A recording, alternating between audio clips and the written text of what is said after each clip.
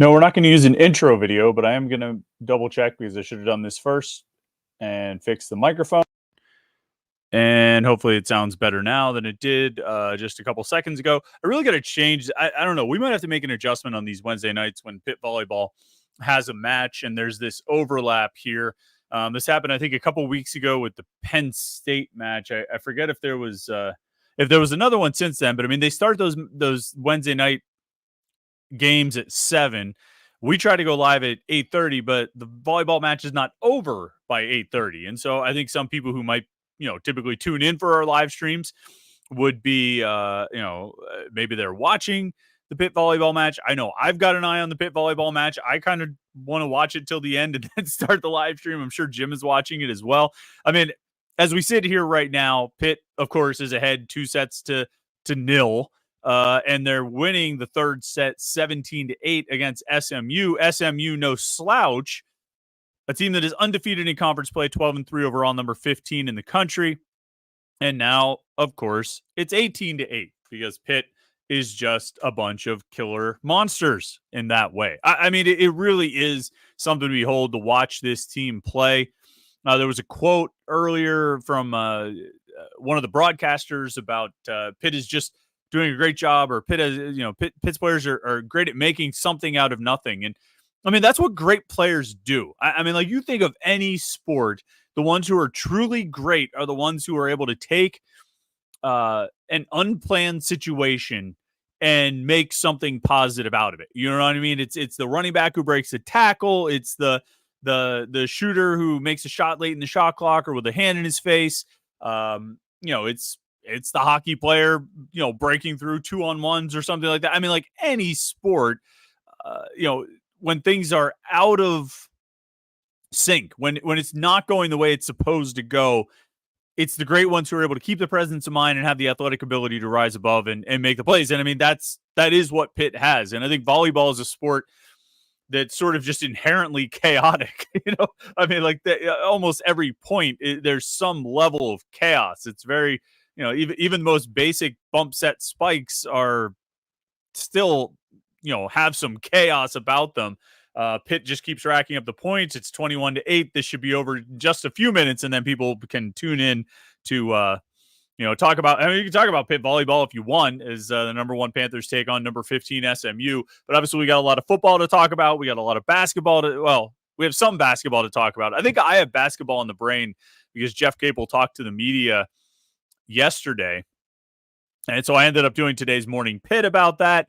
And like, this volleyball team, they're like dancing after every point. I mean, they're toying with SMU. They're toying with a team with 3 losses, undefeated in conference play, ranked in the top 15 nationally, and they are toying with them. Literally, I like. There's not really a competition here. I mean, like, this is, SMU made something of a fight out of it, and there's another point. I mean, SMU was competitive in the first set, competitive in the second set. And like, this is another situation where, like, I could totally see after this, like, SMU walks up to Pitt, and they're like smiling, and Pitt's like, "Whoa, why are you smiling?" And SMU's like, "Oh, dude, we totally almost had you." And Pitt's like, "You almost had us? You never had us. You never had your car." I like that. That's what this feels like right now. It's just not. SMU hits one out of bounds. It's now match point coming up here. This is going to be over even faster than I thought. I mean, when we started this 5 minutes ago, it was 17-8. It is now 24-8. Just a complete run of dominance from this unstoppable team. I mean, SMU might get a point here, but let's be honest, we're delaying the inevitable. So watch what should be this final point. Oh, wait. Oh, SMU got a point. Okay. We are going to delay the inevitable. It's 24-9 here. But it's something to behold. And I think most Pitt fans are paying attention to I was going to say, I think most Pitt fans are paying attention to Pitt volleyball, but then there's somebody in the comment here. I just want to hear about football. See you guys later. Dude, maybe we'll talk about volleyball and basketball all night. All right? How would you like that? Like, there are Pitt sports other than, there's the match point. They just got it 25-9. Pitt defeats SMU, they improved to 15-0. I think they're 5-0 in the ACC. They're number 1 in the country. Like, you have a team that is ranked number 1 in the country, undefeated at 15-0, and they're not just some kind of fluke team. Like, this is a team of stone cold killers, experienced players, talented players, players who have their sights set on not making the postseason, not reaching the regional final, not hosting through the regional final, but winning the national championship. And they have a legitimate chance of doing so. As a matter of fact, at this point, after 15 games, 15 wins, only 1 set lost in those 15 games. Like, you're entering territory of, like, this is the national championship favorite. This is a team that should be favored to win the national championship, and this is a team that should be disappointed if they fall short of that. This is a team that should feel like its season is a disappointment if they do not win the national championship, because this will be a great season to follow. They're going to keep doing this. They're going to keep winning. They're going to keep trucking. I can't even say they'll lose at some point. I think there's a chance they'll lose at some point. But like, even if they do, this is an incredible season, and I think it's going to be one that you'll enjoy a lot as it goes on. But it's all going to come down to what's at the end of the season. And I think for this team, for these women, these players, that's what truly matters. And so they're having fun right now. Just wait till this team actually gets serious. Every now and then they get serious when they have to sort of put their foot on another team's throat. But wait till they actually have to be serious. God, it's going to be scary. All right. I don't want to waste too much time here because, we just want to talk about football. And we'll get back to football, but let's bring in Jim to the conversation. Jim Hammett, let me fix the screen there. Jim, this was an Evansville Aces shirt, but it's now a volleyball shirt to me. Like, yeah. Aces, right? Yeah. Were you watching the match there, Jimbo? Yeah, I did have it on. I was watching the baseball game too, so I was kind of flipping back and forth, and it kind of like what you were talking about, like how they can kind of just toy with teams. It's like I saw they were up 1-0. Like I knew they were good at that point, so I could watch the end of the Phillies game. But yeah, I watched the end. The last set was complete domination. I think it's interesting that they have to play this exact same team in like Saturday. Like, oh really? Oh yeah, it is. Yeah, it's back to back. Like I remember that on the schedule. That is weird. It is weird. So I don't know if, like, does that help SMU? It's like, okay, we saw them, like we could try to make adjustments, but like I don't know what adjustments you make. Like, it's sometimes like the other team's just better, and that's kind of what it seemed like tonight. Well, yeah, like their SMU's coach was fairly almost optimistic after the second set. Oh, they're doing this. They're a really good, serve team or pass team. We're doing a really good job and all this stuff. Whatever optimism there was, like, went out the window. Were you watching? Because you're right, there's a lot of sports going on tonight. But were you watching when Olivia Babcock had 3 aces in a row? No, Did you happen to catch that? So. Okay, because the first one was just like an insane shot. It was an insane serve.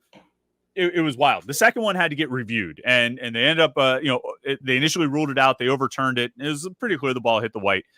The third shot was probably going out of bounds, but because the first 2 were such killer shots, like SMU had to play it, and they hit the ball up into the rafters and give 3 aces in a row. It was just dominating. It's fun to watch, and I have to think most Pitt fans are probably enjoying this.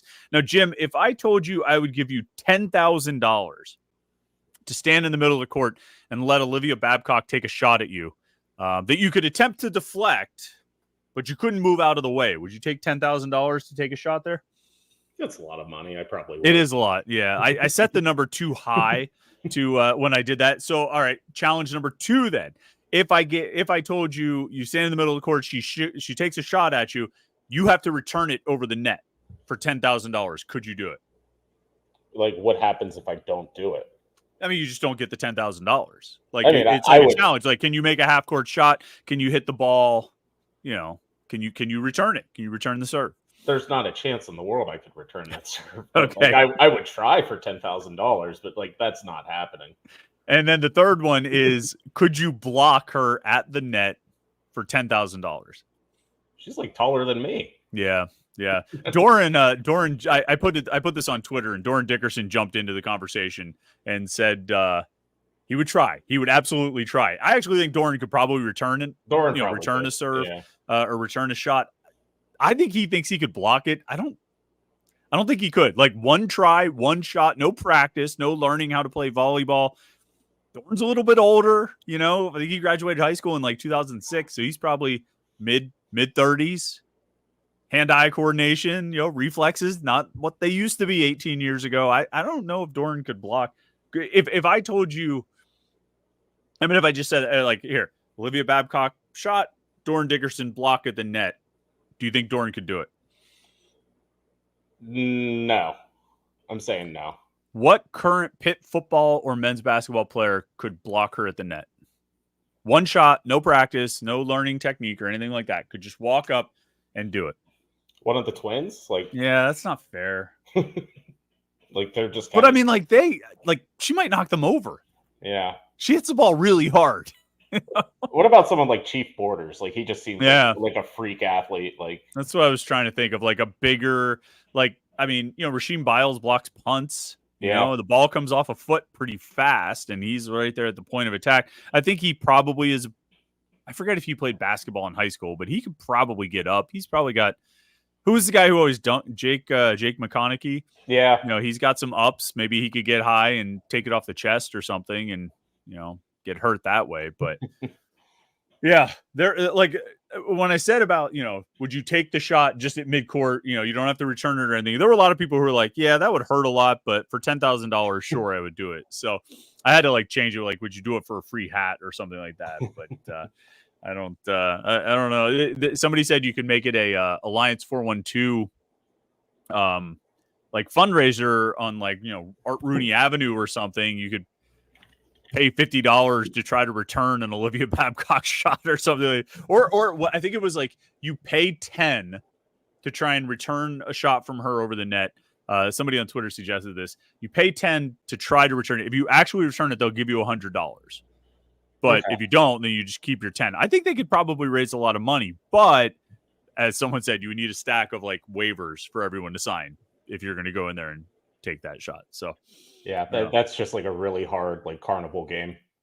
Yeah. The ball goes really fast. Anyway, here we are. It's Wednesday night. Pitt women's volleyball is 15-0. So what's that now? I think Pitt's fall sports are 38-4-2. Well, let's talk this out. It's 10-1 in soccer, 5-0 in football, 15-0 in volleyball. So I already stopped adding. I had already. What they were at 37-4-2 after the men's soccer destruction the other night, and so then I guess this would make it 38-4-2. I mean, that's pretty good. Yeah. For that many games, how many games? That's 44 games, and they've only lost 4, and they've tied in 2. I mean, pretty good stuff happening there. Obviously, we have a lot to talk about with football. 5-0 heading into this game against Cal at Acrisure Stadium. Talked to Jeff Capel yesterday, so some basketball things we could get into. People are filtering in after finishing the volleyball match. I assume that's why the viewer counts are going up. Of course, you can add your comments and questions over on the right side of the screen. If you want to make sure your comment gets read, your question gets answered, you can be a super chatter.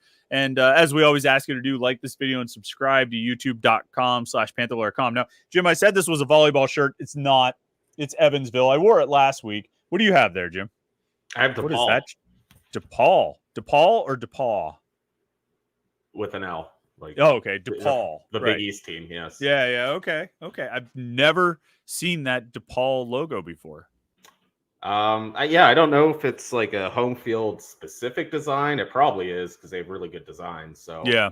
Well, the great thing, these are obviously all from HomeField, HomeFieldApparel.com. We've talked to people about this all the time. The great thing about HomeField is they'll dig into a school's history and find random stuff they did. They might have had, that on the program of a game in 1929 or something. And they're like, oh, that's pretty cool. Let's put that on a shirt. And so you get all these things. What I always say, Jim, is that it's like especially the Pitt shirts that I have from there and the ones that I've seen on their site online, they're not all just sort of your standard traditional, automatic, just regular run of the mill Pitt logos. Some of them they've dug deep to find but they're instantly recognizable as Pitt. And that's what's great about it. It's like a modern take on, or a retro take on, a modern take on some retro looks. And they look awesome. And I mean, you can see from my Evansville shirt, from Jim's DePaul shirt, and from all the Pitt shirts that we've worn on the show here over the years. What did you have last week, Jim? Western Kentucky? Is that what you were wearing? Furman in Western Kentucky. So this is my third one so far. Okay, nice. Oh man, I can't wait to see what it is. The anticipation will be great for next week's live show. But they're awesome shirts. They look great, as you can see, and they're super comfortable. So soft. They fit great. They're some of the best t-shirts, sweatshirts, hats, jackets, koozies, everything you could possibly need. And some of the best stuff that you're going to find. And as always, we give you a special discount if you go to HomeFieldApparel.com. Use the promo code PIT24 and you'll get 15% off your first order. HomeFieldApparel.com. Use the promo code PIT24 and get 15% off your first order. So, Jim, since we last talked, Pitt went to North Carolina. You also went to North Carolina. Your impressions of Kenan Stadium. What do you think? So it was really hot that day. So I know. Because the last 5 minutes, they let you go down on the field to kind of get a head start to get to the press conference. So I went down and I was like, oh, I've been sitting in air conditioning the past 3 hours. And I look at Matt Hawley, our photographer, and he's just beat red. Matt, are you okay? So, yeah, but Chapel Hill's a good town, and it was a good win for Pitt. It was kind of one of those weird games. I think we both kind of had the same feeling. It's like, yeah, it was close, but it always felt like Pitt had the upper hand. It always felt like whenever they needed to make a play, like they were going to dictate it. Like, okay, if like Carolina answered Pitt, like Pitt was just going to like score again and like make them do it again. So I thought it was an impressive performance, probably their best of the year, I think, just because of it was a 10-point win over a Power 5 team. They didn't need some crazy comeback. Like they kind of just played good football for pretty much the whole game. So I don't know. I thought there was a lot of good things to take out of it. Yeah, and every time Carolina scored, I mean, to your point, literally every time Carolina scored, Pitt scored a touchdown on the next drive. Like, quickly. Every time, and I mean, like, there was, like, the end of the first half. I don't count that. Pitt ran, like, 4 plays to end the first half. Carolina scored a touchdown. Pitt ran, like, 4 plays, and Carolina got the ball to start the second half. But the very next drive, Pitt went out and scored. Like, they had an answer every single time. And, Carolina, like I think, and I don't like we've mentioned it a number of times. It's been mentioned a number of times, but I still don't think it's getting as much play as it should. That like Mac Brown looked at a situation twice inside the Pitt 10 where on 4th down and said, I can't do it. Field goals aren't going to be good enough to beat this team. And he was right. Like even if they go for field goals there, they don't win the game. Like he was, it ends up being 34-30 instead of 34-24. And that's a show of respect for Pitt's offense that we have not seen since 2021. I mean, that's Mac Brown, a veteran coach, saying, I can't beat this team with field goals, or I can't beat this team with field goals. I mean, like 2021 is the last time that's happened. I don't even know if that was the case in like 2016. Like they were good at scoring, but they couldn't score the way this team does and the way the 2021 offense did. And we're 5 games into the season. I mean, if they go out and do this again on Saturday, like we're past the point of a small sample size, aren't we? Yeah. I mean, just like one of those instances, like you were referencing, like there's 9 minutes to go in the game. Like, yeah, most people would kick a field goal, like live to fight another day. That wasn't an option. Like he knew right then and there, like, oh, they're going to score, like they're going to score quickly. But obviously that's the time they decided to, run a little bit of clock, but which has become a little bit of a story in itself. But yeah, I mean, the respect that this offense is getting, I think it's real. I mean, I think teams are starting to recognize it. I don't think it's fool's gold anymore. I think like for the next 7 games, teams are going to just treat Pitt completely differently. I mean, it's the way they can score, the way they can, like a couple of those drives, like the 1 touchdown, minute 16, minute 33, like it goes that fast, and they can cover just, so many yards with so many different ways. I think I posted earlier on the board, I think they have 8 guys this year with a play of 40 yards or more. It's just crazy that they have so many different weapons, so many different options that almost every play, there are 4 or 5 guys that can really do something positive. And last year there was they might complete a pass to Bub Means for a deep one, and that was kind of it. So, like, yeah, there's just weapons everywhere, and that's really been the biggest difference to me. Well, which is funny because I feel like we talked a lot about having real questions about the weapons entering this season. Like, I didn't feel great about the weapons. I said, where's the number one wide receiver? Is Kenny Johnson really going to be your number one wide receiver? You know, when he had 120 yards last year, like, is that really who you're relying on? And even he's really good, but is he good enough to be like and instead what's happened is there's just 4 guys in the passing game: Mumfield, Johnson, Williams, and Lee. Right? Am I forgetting someone? Why do I feel like I'm? I mean, that's it. Those 4. Okay, yeah. There's not because then it's Dejon Reynolds, who, I mean, big play day, right? I mean, every catch, both of his catches have been giant so far this season. But I mean, it's amazing how the playmakers have emerged. Do you think we just undersold those guys, or do you think it's a testament to the offense and to a certain extent Eli Holstein? I mean, I think a lot of it is like we've said it before. It's like I feel like they're schemed open very well. I mean, I think like the play designs are in their favor. And I mean, you look at like Poppy Williams' touchdown; it's just him streaking across the middle, kind of unguarded. But like there's still a lot of value in guys being able to make those kind of plays. But I mean, I don't know. I was a little bit bullish on like the playmakers. Like I've always been pretty high on Konate Mumfield. I thought Kenny Johnson had a lot of ability. I think towards the end of camp, or sometime in August, I was kind of like sold on Desmond Reed, and I'm kind of glad I jumped on that a little bit before the season. But yeah, I mean, like CJ Lee and Poppy Williams are definitely doing more than I expected. The 100%, especially Lee. I mean, I think Poppy started to get a little bit of buzz in the middle of training camp, but like you didn't hear a lot about Lee, and all of a sudden he's had 2 touchdowns in back-to-back weeks. So. Yeah, I mean, we still have these conversations like, oh, they should get the ball to this guy. They should get the ball to this guy. I'm like, they are the number 5 offense in the country. They're doing everything just fine the way it is right now. Yeah, it's working out pretty well. Just real quick on that final drive. I mean, since you kind of made a reference to it, the 7-minute drive. And I asked Pat Narduzzi about this on Monday, specifically about when they were snapping the ball on the play clock and how much time. And it's hard to find a lot of issues with a drive that takes more than 7 minutes off the clock and ends with a field goal. I mean, that's almost perfect. That's exactly what you wanted to do. But the contention, I think, for a lot of people, and I didn't share this contention until I actually went back and charted all the plays and looked at when they actually snapped the ball in these plays. Yeah, I kind of agree. They could have taken more time off. And I asked Narduzzi about it, and he made a quick reference to like, yeah, we've had conversations about the clock, and then immediately pivoted to talking about like what the play calls were. And I don't know if he thought I was questioning the play calls. I actually have no issue with the play calls. I don't have a problem with throwing the ball when they threw the ball on that drive. I thought it was fine. Obviously, Eli Holstein made a terrible decision on one of those passes, but otherwise I was okay with it.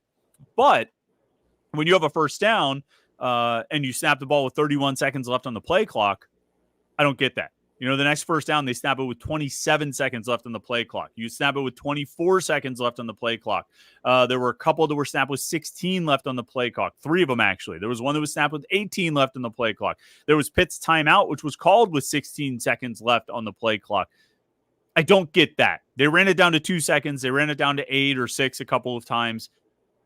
And what I wanted to ask Pat Narduzzi, what I tried to ask, and I don't, the question didn't get through, or he was really annoyed with Cade Bell about it, so he didn't really want to answer the question, which I think is just a distinct possibility. Yeah. It's just like, was Eli Holstein so comfortable in the tempo that you kept it up? I mean, obviously they accomplished their goals, but they could have run another minute off the clock, and instead of Carolina getting the ball with 1:54, they got it with less than a minute to go.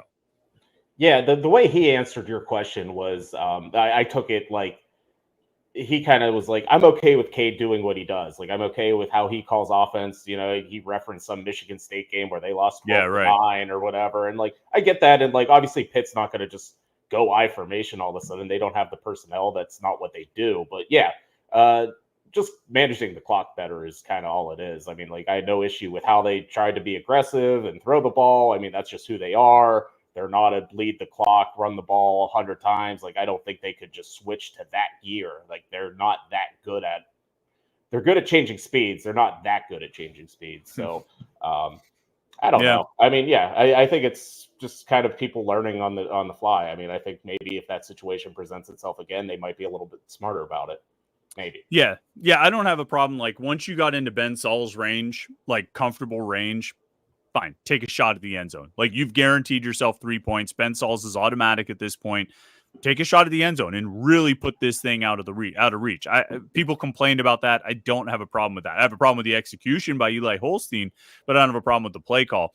It was just you didn't need to snap it when you did. And like you could still run your offense. You can still be in the shotgun. You could still run the plays you want to run, but don't snap it with 31 seconds left on the clock. Don't snap it with 27 seconds. And what's great too, like, because my other like rationalization was like, okay, well, maybe they snapped it so quick because they got the look they wanted out of Carolina's defense. You know what I mean? So, we've got this opening for this play. Okay, we're going to snap it.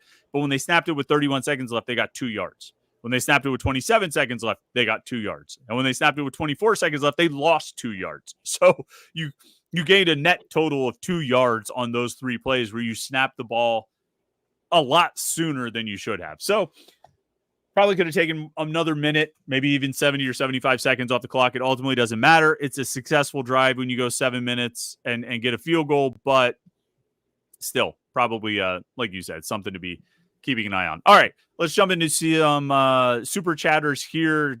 Question, Swim Boyd says, which river should our goalposts be thrown in? And somebody replied to this and said the Ohio. The Ohio would be obvious. First of all, there's a logistical issue. Like, how are you getting a goalpost out of the stadium? Like, let's say at Acrisure Stadium, scenario unfolds where Pitt's got an where they upset a top guy, or a top team, excuse me. How are you even getting the goalpost out? This was my kids' question to me as I was explaining the Vanderbilt situation to them. They were like, how did they get it out of the stadium? And so that's my first question. How would you get the goalpost out of Acrisure Stadium?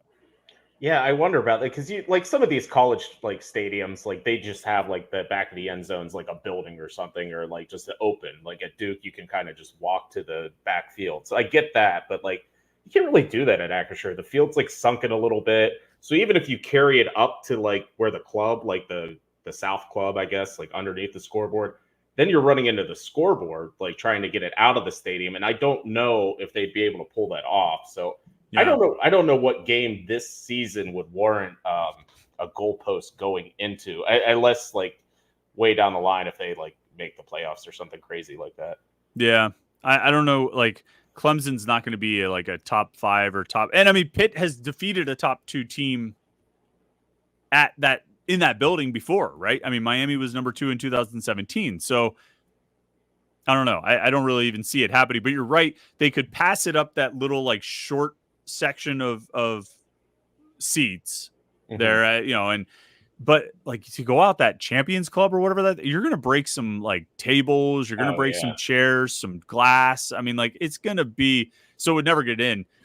But if you could get it out, to go back to Swim Boyd's question, and we'll bring it up. If you could get the goalpost out of the stadium, which river would you put it in? And I think this is an interesting question. Do you just go right down the steps and dump it in the Ohio, or do you take it for a ride like the Vanderbilt kids did? I mean, they went 2 miles. Do you try and get it over the Clemente Bridge and put it in the Allegheny from the downtown side just to like really take a long trip with the thing? I think just efficiency, you just go Ohio. I think ride it right down the steps. And yeah, that's a lot of work to carry it like through town. Like there's no like Broadway in Pittsburgh like there is in Nashville. Like, they'd have to cross bridges to get to downtown. And well, that's what I mean. I think that would be kind of the iconic part of it. Like we put a damn Ferris wheel on the bridge. You know what I mean? Like what if you were walking across the Clemente Bridge with a goalpost? What if you dumped it over the side? Maybe you could dump it from the bridge into the Allegheny. I mean, that would be pretty iconic. I mean, yeah, that would look cool. Yeah. All right. Maybe that's what you do. But again, I think we all agree there's no way they could ever get it out of the stadium. Jack is a super chatter. He says, the defense isn't bad. It's just not good at what it's usually good at. I will die on this hill. I like taken at its surface, and I think we'll dig into this a little bit. I don't entirely disagree with Jack. Do you, Jim? They're not good at all the things that they're normally good at, but they're still good at some things that they're normally good at. I'd say they're good third down defense. I think they're 26th in the country, which they're usually towards the top. But they're not good against the run. They're not getting like crazy sacks, but like their sack numbers aren't terrible. I think that's the other thing. Like they're just they're still on the first page of the NCAA website, I believe. So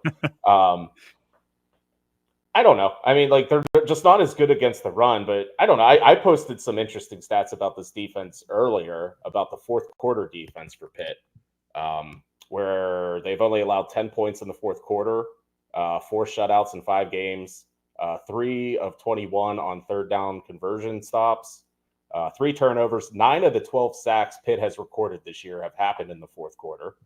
And they've had 2 game-ending turnovers and 1 game-ending sack. So in the fourth quarter, they're absolutely lights out. So I guess that's a good thing to have. Yeah, I mean, they've given up 1 touchdown in the fourth quarter this year. Like that to me is huge. You know what I mean? 1 touchdown, and it was the West Virginia game. Is the only game they've given up points in the fourth quarter this year, which I think right. Yeah, right. Yeah. So I think, I think that says a lot. The run defense, you're right. They rank. I just had it. I have it up. 44th in yards per game allowed, but they're like top. I was just counting this up. They are top, like inside the top 20 in yards per carry allowed. So not good on a big picture basis, but there is a volume element, which was part of the thing last year, which was that their run defense was allowed the most yards per game of any year under Narduzzi or something like that. But then when you like dug into it and you took the sacks out and just kind of looked at rushing attempts and how much they were allowing per carry per attempt, it was like one of the best years in the Narduzzi era. It was just that teams were running the ball so much against them. They didn't care that they were only getting like 3.1 yards per carry, because who cares? You only needed like 12 to score 12 points in order to beat Pitt last year.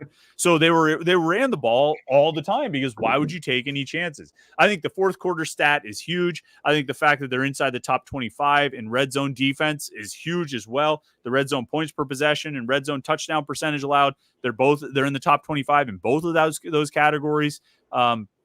And on the pass rush, they had 1 sack at Carolina, but I really felt like, and people push back on me about this and argue with me about this. And so if you disagree, as well, you can join that group. But I felt like the pass rush impacted that game. I thought Jacoby Criswell, they credited Pitt with 11 quarterback hurries, which as an official stat, you don't get a lot of those. Like, I feel like the stat crew at Acrisure Stadium gives them out a lot more than some of the places we've seen on the road. Like, you'll see teams come out of a game with 3 hurries, or some ridiculous number like that. So getting, I think it was 11 is what they were credited with, is quite a bit. And they kept showing it on the broadcast and they talked about it. And I'm sure you could see it at the game. I mean, Chris a number of times was holding his ribs, holding his side. He was getting hit.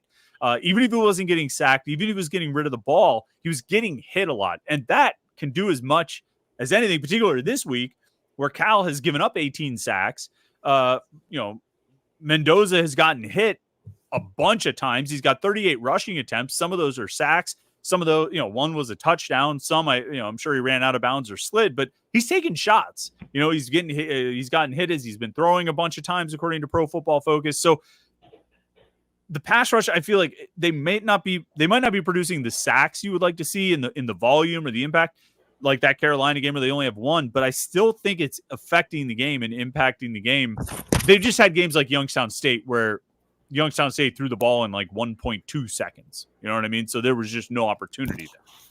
Yeah, I mean, I agree with you. I thought the pass rush was doing stuff. I thought like they were making penetration. I mean, Sean Fitzsimmons was getting back there. I think even though like he isn't getting the sacks, like Nate Matlack's like pushing the play in at least. Like he's doing stuff like that. So I agree. I mean, especially you do not get those kind of like calls or, stats on the road. Like the road team or the home team doesn't really care what the road team stats are at the end of the day. So like to get 11 hurries, and I think North Carolina was credited with 4. So it's not like they were handing them out like candy. Like they were actually legitimate stats. So I think in some respects, some Pitt fans are just a little spoiled with how good they actually were for like those 4 or 5 years where they were the number 1 sacking team in the country. And you just expect to get 5 or 6 every game. It doesn't always work that way, but like it wouldn't surprise me if they have a big game where they just explode and they get 5 or 6 and it all just comes and it works together. Because I think they have some really good outside linebackers, and those guys fly around. Kyle Lewis just flies in the backfield every play. He kind of does like the Troy Polamalu thing where he times up the snap,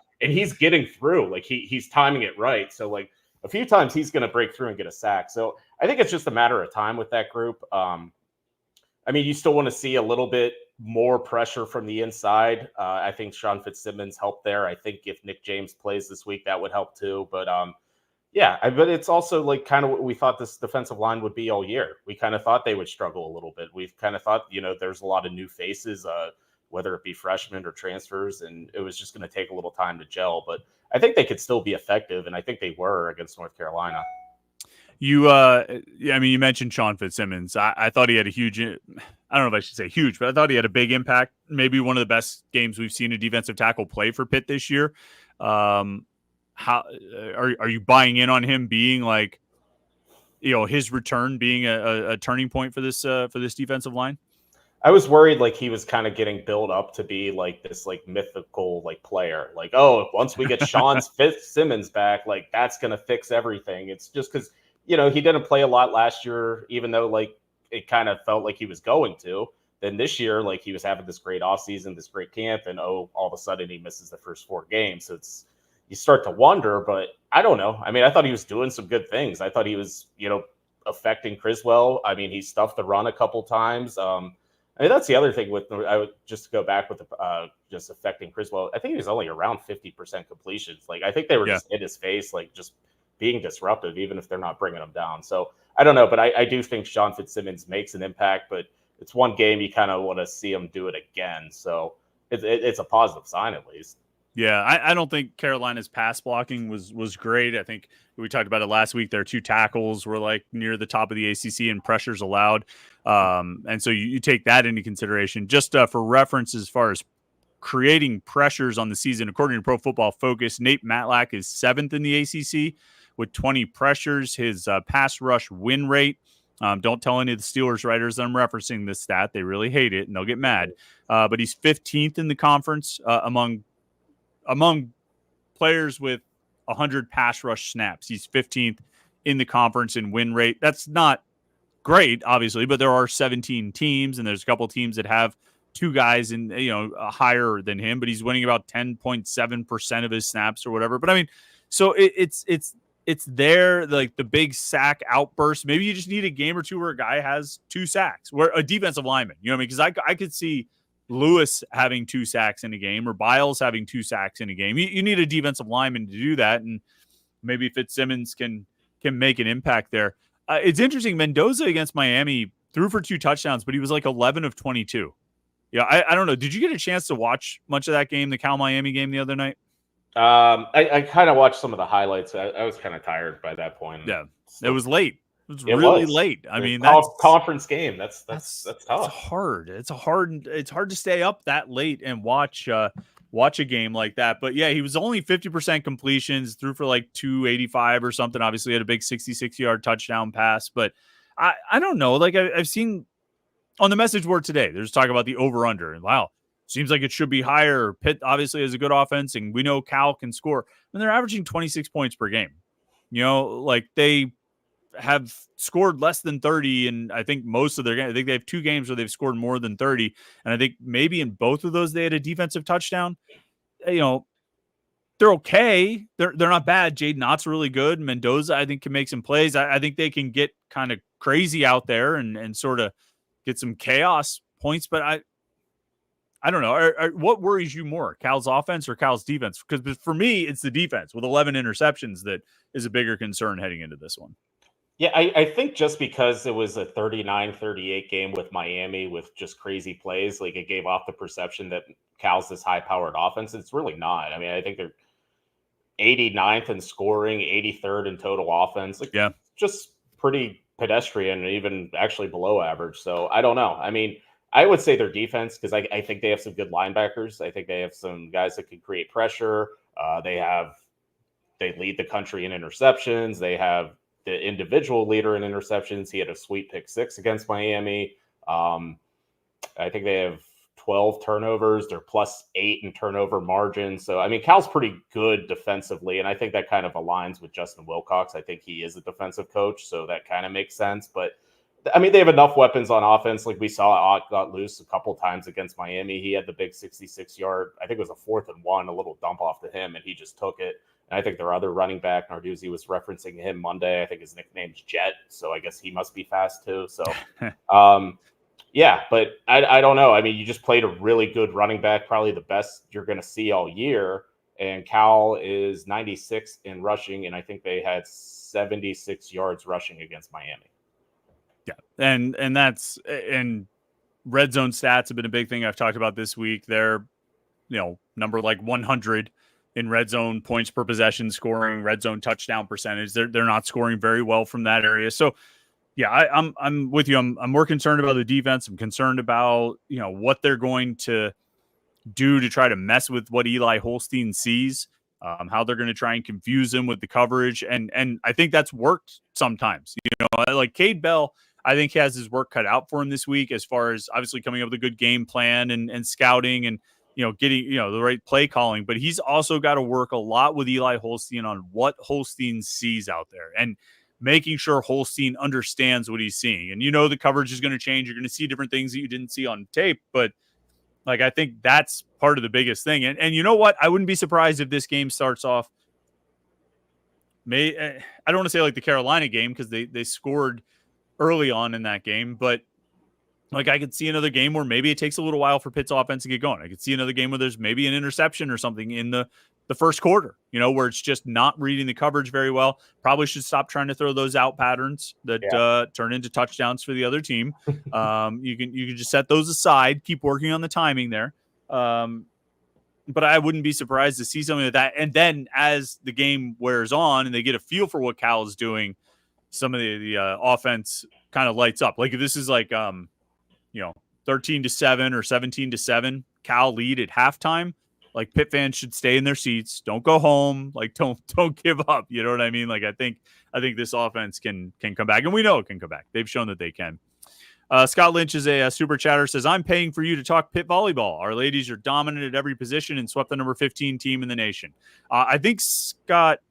He said that at 8:52, so he might have missed our extended volleyball talk at the beginning. But look, you're absolutely right, Scott. The Pitt women volleyball team is killing it right now. I wore my Aces shirt just for volleyball. You see that, Scott?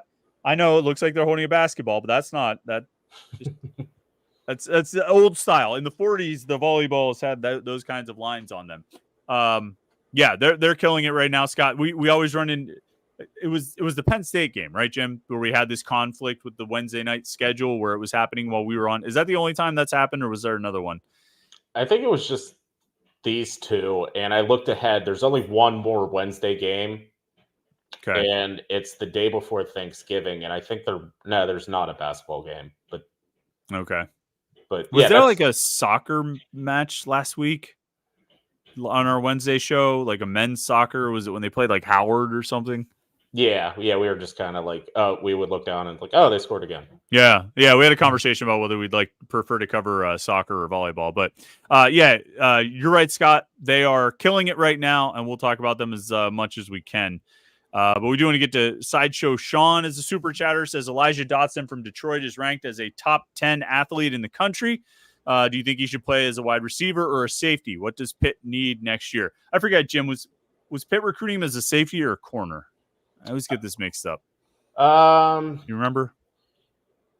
Lately, it kind of seems like their defensive backs kind of are both, and we'll see what you get here. But I want to say corner just because, I mean, Archie Collins was his area recruiter from Detroit, obviously. Right. But I think he was also specifically recruiting him to play cornerback. I think. Okay.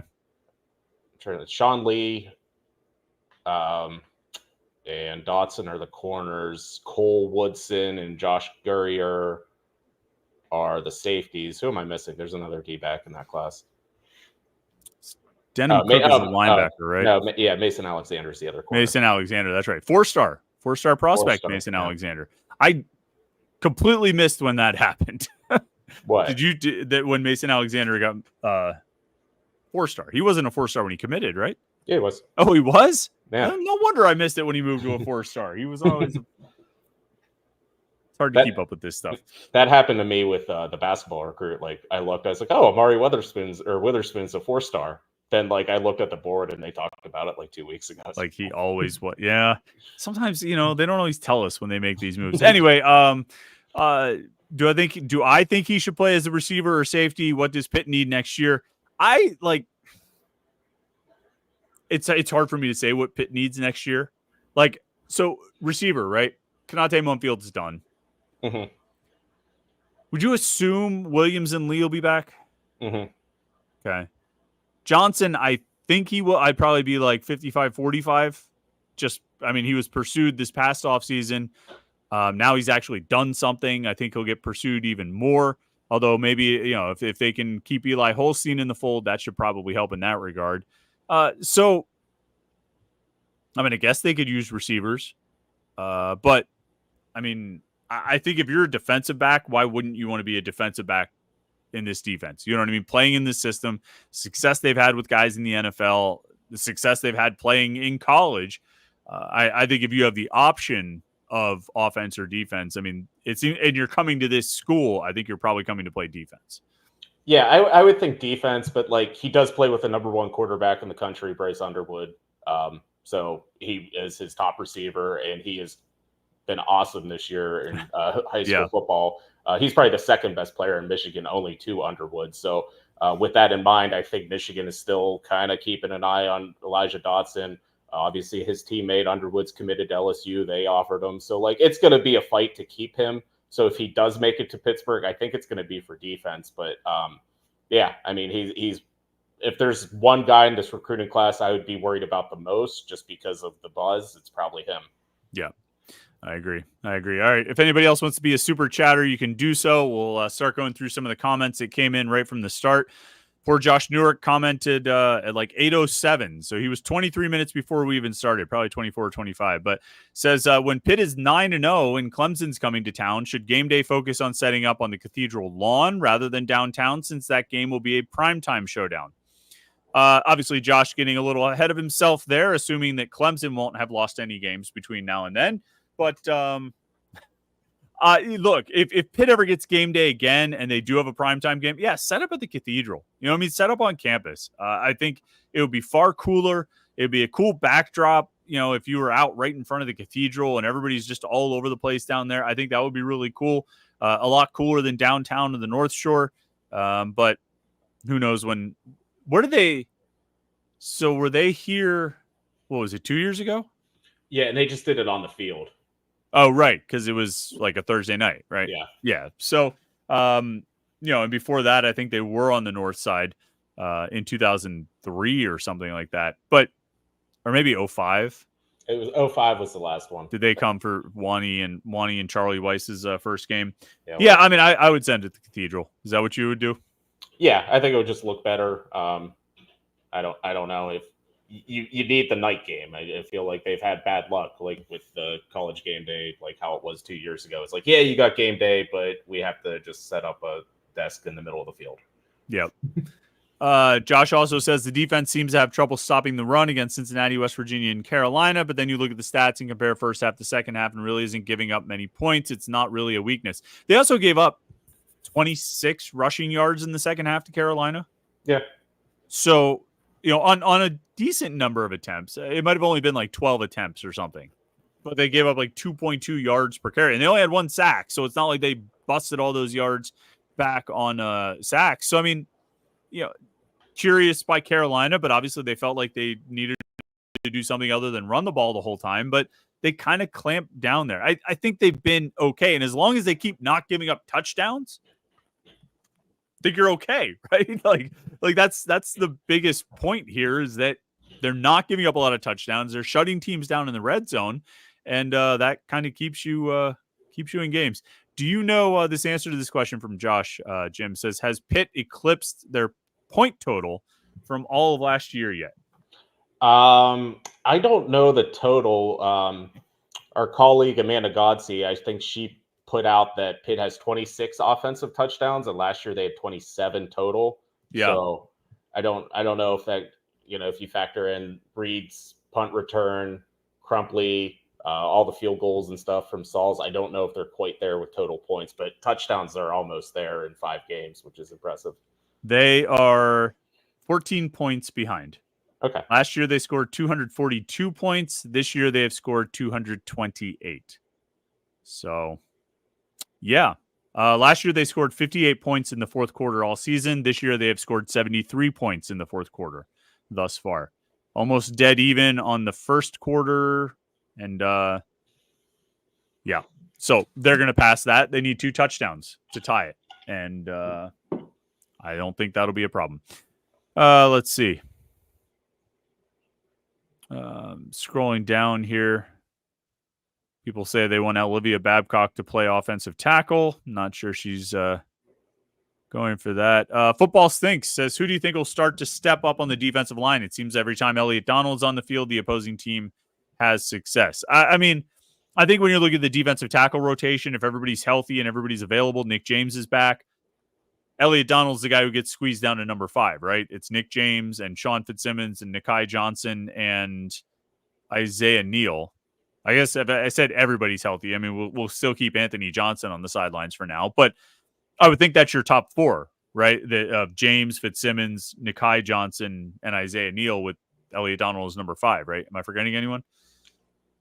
I'd start to look at trying to get Francis Brew some Francis more Brew. Good call. What do you, I mean, ahead of Elliot Donald? Yes. Yeah. I think Narduzzi said he played like 7 or 8 snaps on Saturday, and he even said he's like, we probably should have got him more. And I bet that happens, as the season progresses. I think it just keeps like for Brew and Sincere Edwards, and more so for Edwards because he's playing more. But I think they just keep doing more and more. Like the more they're on the field, the more impact they make. They're really talented players. So the more they play, I think the more we're going to notice them, and I think that's been the case so far. So, I would probably put him in there too. Would you move Brew into the top 4 yet, or you still keep him like at number 5? Probably just like right around there. I mean, like he hasn't played a lot that I can say like, oh, he definitely needs to be out there all the time. But when he's out there, it seems like he gives a good push. I mean, he was on the freaks list. He's probably the strongest defensive lineman they have. So I don't know. I think good things will happen if he's on the field. Jack says, how many times do we need to see a Narduzzi team come off a bye flat before we start to expect it? I guess he's just talking about like the first quarter, right? Because they won that game. And I feel like historically Narduzzi doesn't have that many losses out of a bye. Do you know that to be a trend one way or the other, Jim? I don't have that trend. I didn't get to that stat this week. I'm like leafing through that. I'm not going to even go through the media guy. I mean, like, I don't know. Like, they won. So, like, they had an interception, but they drove down and scored on their first drive, right? Didn't they get a field goal on the first drive? They had a field goal on the first drive. They got a 3-and-out right away on defense. They were on their way to score again until we threw the interceptions. I didn't necessarily think they were flat. It was just like, oh, their DB made a really good play. Yeah, and then by the first drive of the second quarter, they go 91 yards on 5 plays in 93 seconds. So if they came out flat, they got over it pretty quick. Let's see. Scroll through here. We got about 5 minutes left. Pitwin says one of the Pitt's best bowl predictions is versus Oklahoma in the Gator Bowl. Would Pitt fans be happy with that? Would you consider that a letdown now after being 5-0? I'm not to the point yet, Jim, of thinking about what would be a letdown in terms of outcomes. Like, oh, if they don't make the ACC championship game, that's a disappointment or that's a letdown. I mean, like, I think you need to get a couple more wins before you start talking in those terms as far as what would be a letdown. I would say this. I think if, you're 5-0 now, it would be a bummer to go 8-4. You know what I mean? Because it would mean you go 3-4 over the final 7 games, and it's never fun to lose more than you win. I think it would be acceptable to go 4-3 over the next 7 and finish 9-3. I think 9-3 exceeds the wildest expectations of everybody other than John Kay, who's been saying on the live stream and in the chat on YouTube basically all summer that Pitt's going to go 9-3. So I think you're in that territory. So I guess if you want to put yourself in that territory and say, well, they should finish at least 9-3. I guess then you could start talking about bowl outcomes. But if they go 9-3 and they go to the Gator Bowl and play Oklahoma, I'd say that's a pretty damn good season.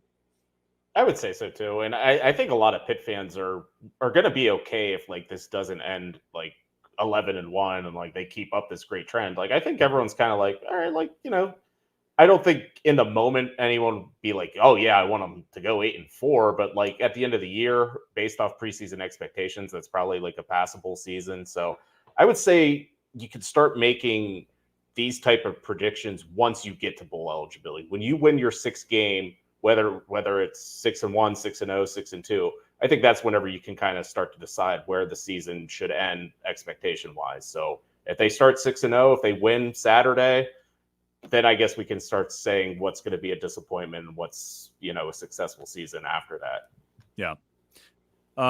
John Jingleheimer Schmidt says, any recommendations on the best section to sit in at Acrisure Stadium? Have family coming into town, they want to catch a game. What's the best view of the field or best access to concessions? Obviously, I don't think we spend a lot of time on the concourse, so I can't really speak to that. I mean, I think your best bet, probably for the best experience, is to sit on the home sideline in the lower bowl, as close to the middle of the field as you can. I think that's probably the ideal seating. You know what happens, Jim, is particularly in the afternoon games, if you were on the visiting sideline, and we saw this with the West Virginia game, it's why it was half empty over there, because the sun just blasts you. Just nonstop, unrelenting sun beating down on you right in your face. Whereas on the home sideline, the sun's behind you, and you don't really have, it might shine down on you, but you don't really have it blasting you in the face and sort of making it really uncomfortable in that regard. So, if you have family coming in, your best bet, I think, is to shoot for the home sideline. You could be up top. I mean, you could be up in the upper bowl. I don't think there's any problem with that. I think there's still a lot of concessions and things like that. I don't know. Do you have a thought on the best area of the stadium to sit? I don't go to that many games in a non-working capacity, so right. We're not the best tour guides for the stadium itself. Yep, that's a good point. Eric Rogers says, what are you guys' thoughts on the elimination of, well, he says NIL, but what he really means is NLI, National Letter of Intent. So if anybody didn't see this, they're not going to have a National Letter of Intent anymore. We'll just be signing aid agreements, which is what it's been for transfers for the last few years out of the transfer portal. Guys don't really sign. They don't sign a letter of intent. They just sign an aid agreement like any other student signs to go to college. So it's kind of a nothing burger in that sense. The biggest question is if they decide to change the dates around when those things can be signed. Right now their signing day, it's the first Wednesday after the conference championship game. So I think it's on December 4th. They moved it back this year. So it happens like boom, right after the conference championship games are over.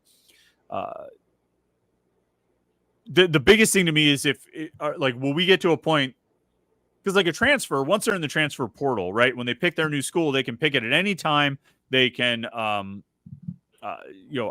sign their papers at whatever time. So that's what I'm most interested to see, is if at a certain point they change it, and so there's no signing date. It's just, hey, you sign whenever you are ready to sign. When the school is willing to take you and you're willing to go there, sign your aid agreement and it's done. And somebody like years ago, I feel like it was our old friend Mike Farrell, used to write for Rivals, now writes for himself, said, like, look, you want to make it so schools have to stand by their word when it comes to scholarship offers and stuff like that, and that kids have to stand by their word when they say they're committing.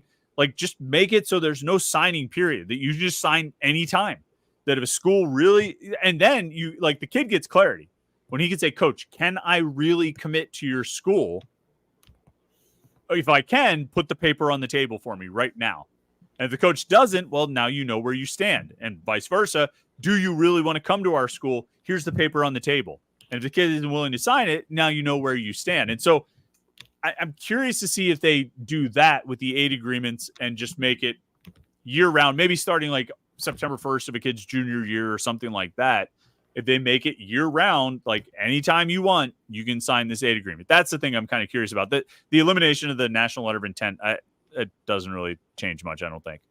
No, I mean, because there will still be like some sort of day where everyone makes it official, and there's going to be some sort of like Pitt announces the class, and we'll, do our thing. But I mean, other sports they can sign early. Like I think basketball signing periods in the middle of November, and football's is in December. So I don't know why. Like it is that way. I don't know why one sport gets to sign earlier than the other. But I think Pat Narduzzi has said that before. Like, all right, like here it is. Sign your agreement. Like whenever you want. Why do we have to wait till December? Why do we have to do these kind of things? So I've never really had a good answer on why.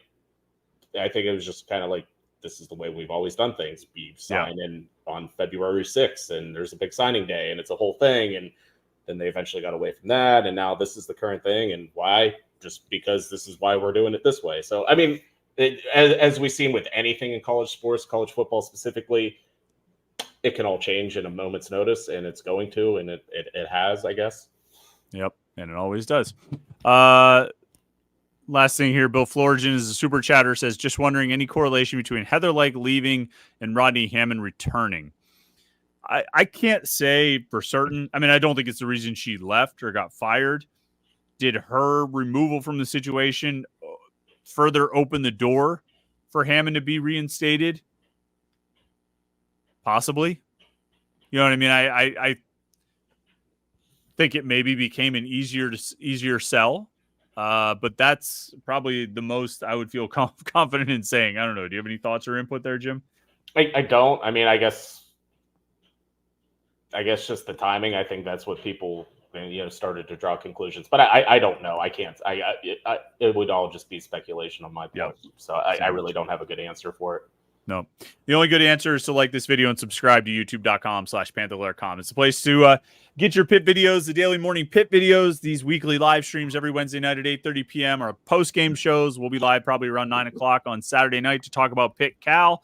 Looking forward to that big one for sure. And yeah, to get interviews, press conferences, all those kinds of things. We have lots of videos right here at youtube.com/Panther-Lair.com. So like this video and subscribe. And don't forget to check out the website, Panther-Lair.com, Pittsburgh.rivals.com. Jim, thanks so much for your time tonight. Thanks, everybody, for tuning in, for the comments and questions and super chatters. Pitt volleyball is undefeated. Pitt football is undefeated. Pitt's men and women's soccer, they have like 4 losses between them, and it's not too bad. A couple of number 1 programs in the country, number 22 football program. Things are A-OK, Pitt fans, so have a great Wednesday night. We'll see you tomorrow morning for the morning Pitt, and then on Saturday for the live show after the game. Right here, youtube.com/Panther-Lair.com.